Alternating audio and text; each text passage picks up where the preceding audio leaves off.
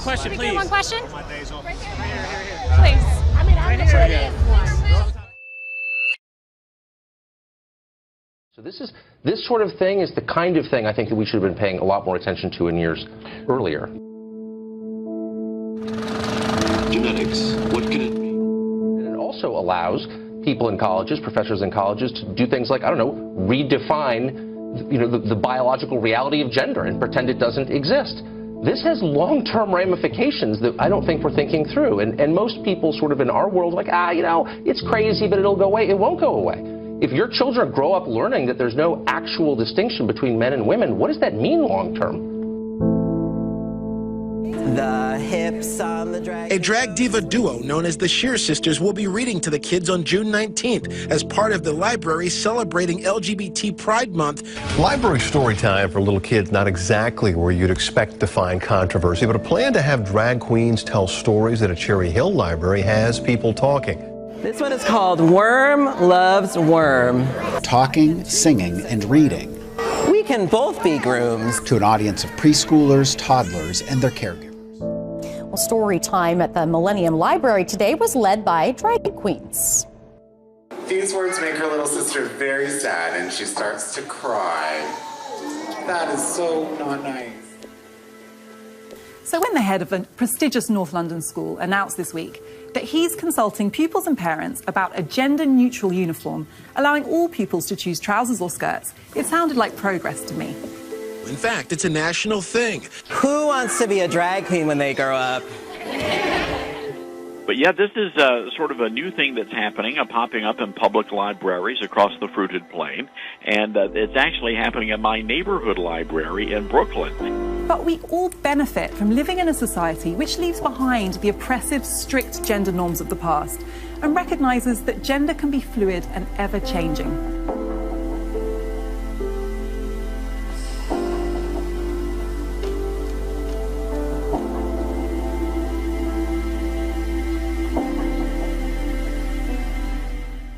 Of your argument is that we should all be a bit relaxed about gender and accept that now in this day and age your identified gender does not necessarily match your physical characteristics. Because again, this is all for the sake of inclusivity and diversity. Sure. This. And so I asked, I said, well, what about ministers? Would you allow a minister to come in and read a Bible story for Storybook Hour?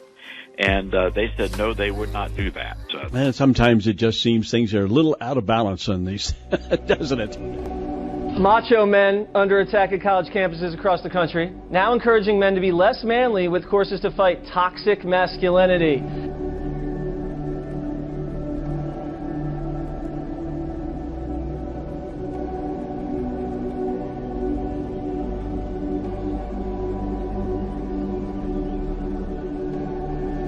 Well, on a day meant to honor our fallen heroes, one website, Vox.com, instead was smearing our Marines as fraternity members with a toxic masculinity problem.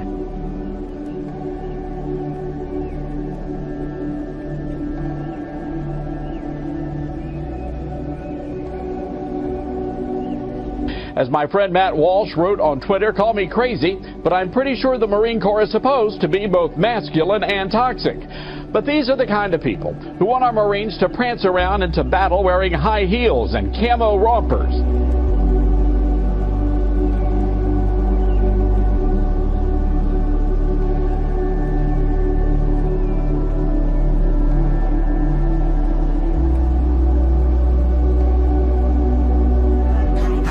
It's 5:26. You're taking a live look at Boise from the Red Lion Hotel. Rompers have become a staple in women's fashion. The cute one-piece outfit, one of my favorites. But what about rompers for men? No. These images and video of grown men in the patterned onesies are blowing up social media. It's a one-piece garment like women and babies wear. Men, why would you ever want to engage in this? I mean, this is ridiculous. What? The baby version. What grown man's going to wear this? You wear that out in public? You wear it out in public. Okay. Stuart Ledbetter joins us with a look at what else is ahead in the next half hour. Hi, Stu. I still can't get over that Romkin thing. It's just wrong.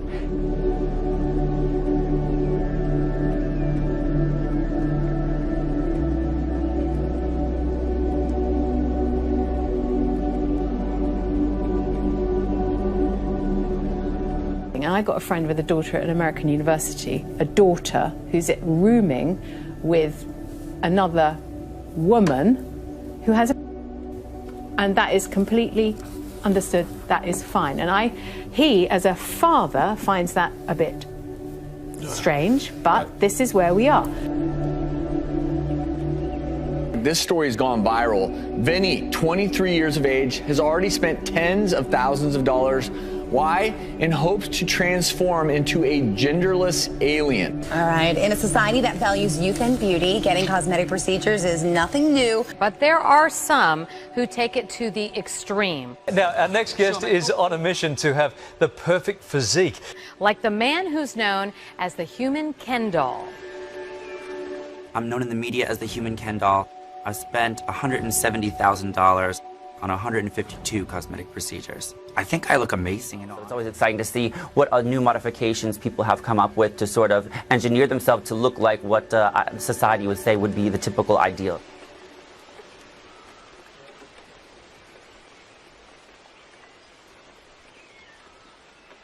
You look very different, so we have to ask why you've done it.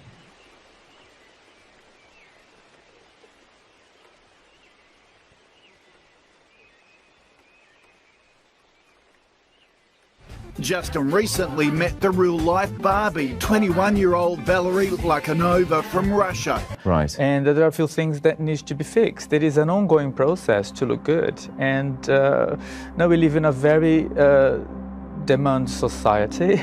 Yes. And I'd like to be the best that I can possibly, my body can allow me to be. Just the availability and the control to be able to manipulate my body and change it, to sculpt it, I guess, became a form of art for me. Okay.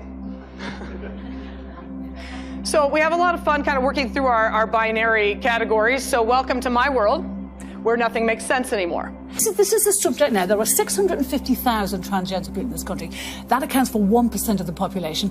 Of that 1%, the minutest amount of number are children. And to change our schools, to change the landscape of this country for a handful of people when there is no proof that we need to do that, I find astonishing. And people are using this as an identifier. As much as you might call yourself a man or a woman, kids are saying, I'm agender. Let kids develop, let them, leave them to their own devices and let them be what they need to be.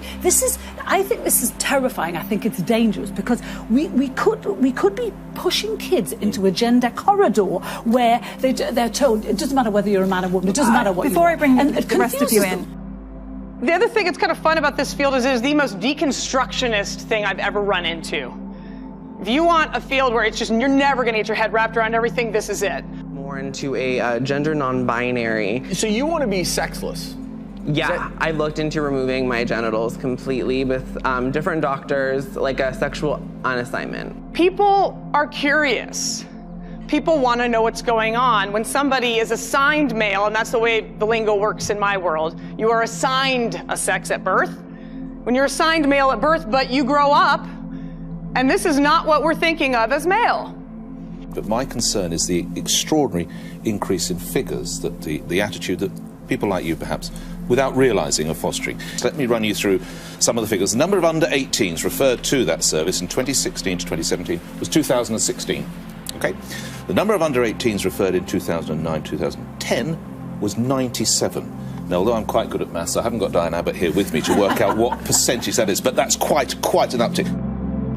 Okay, so here we are now watching development collide with something, you know, when we see adults, we sort of, I think to some extent we go, okay, that's okay, you can do what you want, even if I'm uncomfortable, it's still you, you're all grown up, whatever. What about a 12-year-old? Now back it up, what about an 8-year-old? Here's the breakdown. 21 for 2016-2017, 21 were 5-year-olds, 9 were 4-year-olds, and 1 was a 3-year-old. I'm going to keep backing it up. I have children as young as 3 that come into my office with their families, where the family question is, Junior here is saying that they are a gender that I don't think of them as. What should I do? 3. So we need you, but when you have a 3-year-old embarking on possibly gender identity issues, well, you're a mum, I mean, it is utter coppers, to choose an unfortunate word. It is utterly wrong. This is different. You go through gender assignment, reassignment. I mean, removing your Adam's apple, feminizing your face, or making it more masculine. Removing breasts, adding breasts, genitalia. But when you get into removing nipples and belly buttons, that's sort of and trying to remove any genitalia at all, it's such a this is different. That's the part of the reason why you'll see my topic area here says gender /evolution, because for me this is, are we talking about evolution? Are we talking about a revolution? What is this? 97 to 2000. Is that because it wasn't acceptable to be referred, and it is now? Or is it because actually somehow we've put another phenomena into society and said, yeah, this is okay? Yeah. But this is like brain-busting material for a lot of us, because this is not how we understand the world, and so it is a huge shift. Remember, sex is usually between your legs. Gender is between your ears, right? Amen. It's rooted in the brain. Yes, thank you. But the brain is also very, very complex, and we have to see what is this really about.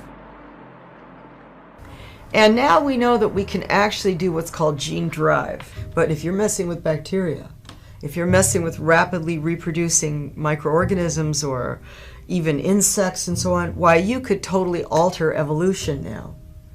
And do it in one generation. In one generation, or certainly in a matter of weeks to months or years, depending on if you release it into nature. And completely destroy natural processes and food chains and other things as well. Some call this directed evolution.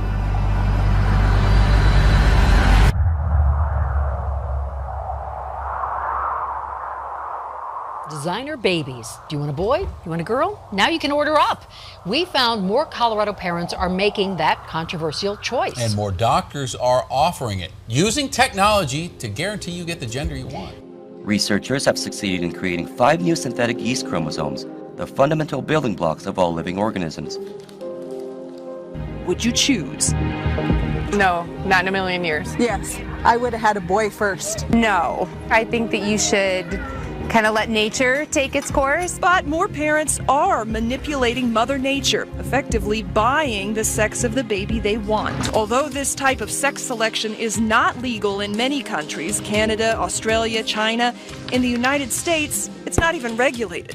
Does this allow you to buy a daughter? Yes, I think the answer to that is yes. But in California, Dr. Steinberg says he already offers eye color choice investigationally.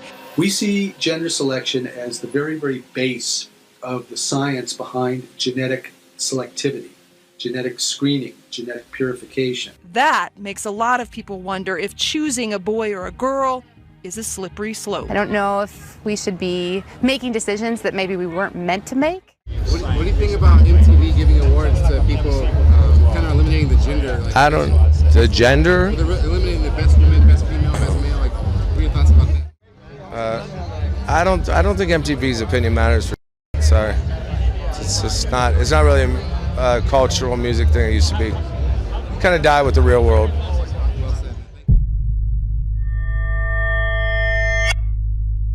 I started interning at MTV in 1997 through 98. And this was in I think about 1998 actually is when I had my major first experience. As a television producer who was Dave Chappelle's stand-in, which means I did his rehearsals season 1 or 2 of Chappelle's show. I saw what happened to Dave. Dave used to give me advice all the time. And one of the key things he told me was, no matter how much money they offer you, and he said they, as he pointed to my chest, he said, never forget who you are or where you come from. So for me and the fellas around me, it was all fun, but we did not know that we were a part of a system. And my vice president would always tell me, he would always pull me out from the bunch and say, D. Brad, look at the big picture.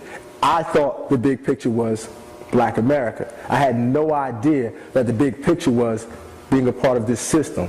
Whatever has happened in urban America as far as the perception on television and film, I was basically the fly on the wall. That's why this brother is so correct. There you go, was so correct when he says we are at war. And I know it's somewhat difficult to believe that a war can be anything other than physical, but it is. And him and Charlie Murphy would tell me the same things all the time. And then I got it. This is a war. But once you reach a certain level within that weapon of mass destruction, you have to give something up. I reached a certain level in that station. So it reached a certain point where now it's time for them to introduce me to the inner workings of this monster that's created. And so I literally lived the devil taking me to the mountain and saying, you can either go to the left, you can have all of this. And I was there. Because you say the cover of Forbes, how to cheat death, and you think we're going to live interesting. Technique is called gene editing. We got time. We got National Geographic. Think this through. I mean, this is going to completely alter the world that we live in. You're just kind of playing around, but this stuff has consequences long term, for sure.